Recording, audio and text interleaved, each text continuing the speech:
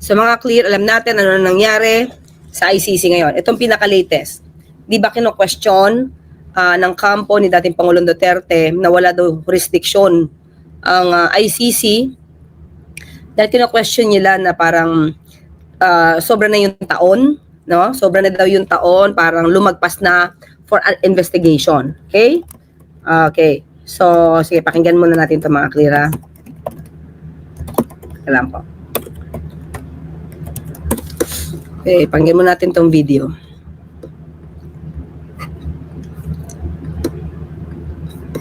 2021 lang daw binuksan ang investigation. Nanindigan ng International Criminal Court na may jurisdiction ito sa kaso ni dating Pangulong Rodrigo Duterte. Kasunod dito ng pagbasura ng korte sa argumento ng kampo ni Duterte na September 2021 lang daw binuksan ang investigasyon kung kailan hindi na parte ng Rome Statute ang Pilipinas. Pero giit ng korte, 2018 pa nagsimula ang preliminary investigation sa war on drugs sa Pilipinas bago pa man kumalas ang bansa sa ICC noong 2019.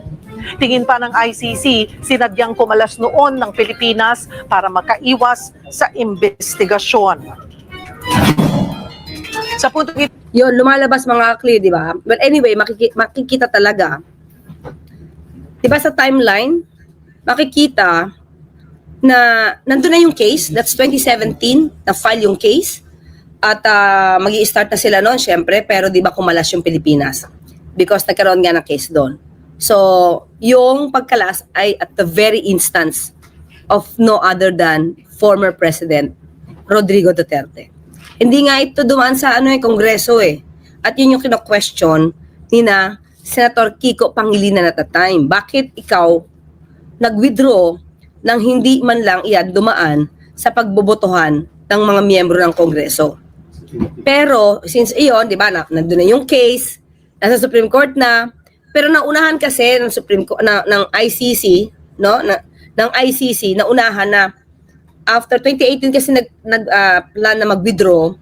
2019 sinabi na ng ICC na sige, formally, officially withdraw na ang Pilipinas. So yun. Kumbaga, nauna na i-acknowledge ng ICC yung pag-withdraw ng Pilipinas kesa doon sa Supreme Court decision. Pero doon sa Supreme Court decision na yon, mga clear, doon nakalagay kung saan sinabi yung ponente, si Justice Leonen, na ang ICC doon sa mga aksyon na nangyari, di umanong mga criminal actions na nangyari prior to the withdrawal, meron jurisdiction ang ICC. So yung background lang yun mga kaklira. Sige, tuloy tayo. ito magkakausap natin si ICC Assistant to Counsel, Attorney Cristina Conti. Magandang tanghali po, Attorney Conti. Salamat po sa oras. Magandang hapon, Cheryl. Attorney, ano po ang reaksyon ng pamilya ng biktima sa naging desisyon nga po ng ICC na tanggihan ang hamon sa jurisdiction ng kampo ni dating Pangulong Duterte? Siyempre, malaking ginhawa ang dulot nito dahil una, sigurado pwedeng mag-proceed ang kaso laban kay Duterte. May isa na lang katangi-tanging issue tungkol sa fitness to stand trial. At pangalawa, pwedeng tumuloy ang investigation. Okay mga clear. Ibig sabihin, itong jurisdiction, kung tutuloy o hindi, yung hearing ng kaso. So okay na doon. Ibig sabihin, hindi nyo na mako-question yung jurisdiction, hindi nyo na mata-technical, kasi sinabi na ng ICC na may jurisdiction.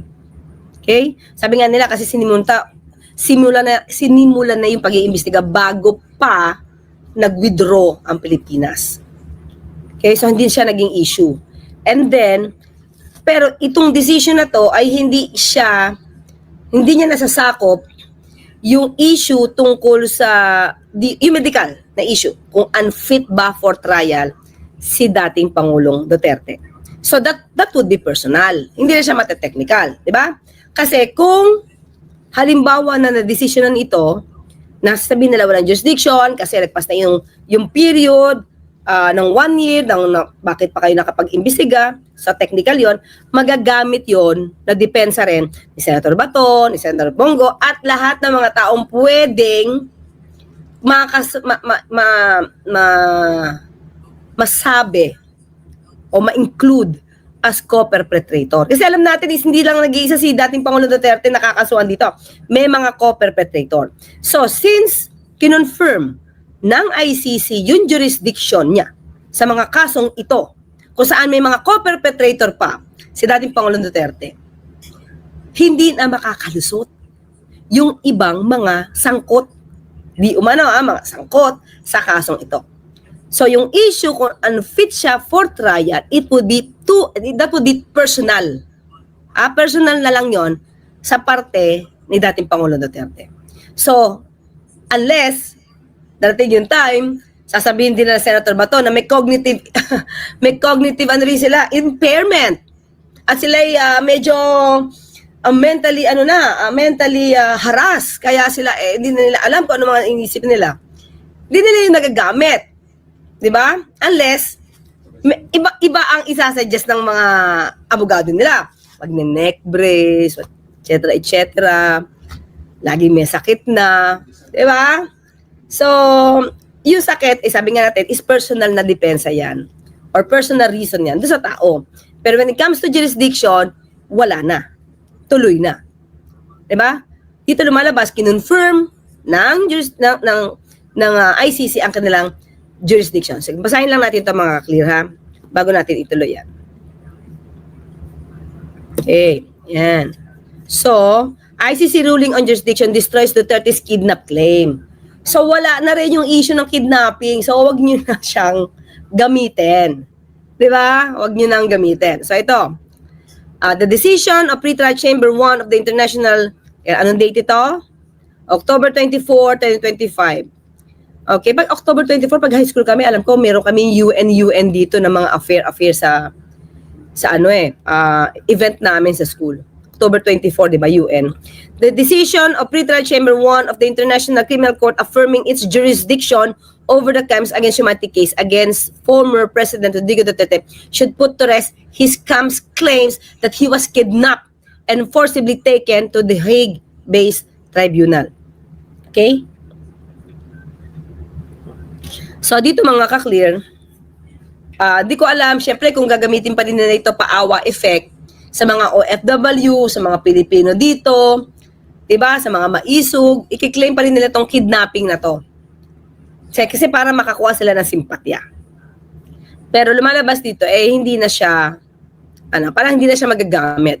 According to Bayan Muna, Chair Nery Colmenares, one of the lawyers representing drug war victims, rejected, Pretrial Chamber 1, which rejected defense's challenge to the ICC jurisdiction, practically destroyed Duterte's claim that he was kidnapped. Okay? Duterte's former Executive Secretary, Salvador Medialdea, who represented him in his first remote appearance before the tribunal in March, told the court that the former president's arrest and manner in which he was brought to the ICC constituted an abduction, kidnapping, and political score settling. Diba? Ito yung unang tumignig siya. Tapos, diba, napagsabihan siya ng judge na this is not the right time to say that the statements or to speak about that because this is just the first appearance and ganyan. Okay? Pero unang salpak pa lang ni unang sabak pa lang ni Secretary, former ES Secretary Salvador Medialdea. Yan agad. Nandig siya, diba? Kidnapping. Kidnapping. Yan. This was met with a passive response from PCIJ judges Julia Antonelia Motok, Renee Adelaide, Sophie Alipini Gansu. Haba, okay? And Maria del Socorro Flores Liera, as seen in the video stream of the proceedings. Okay? Siyempre, dapat passive. Baka sabihin, hindi neutral. Okay, yon mga kaklira.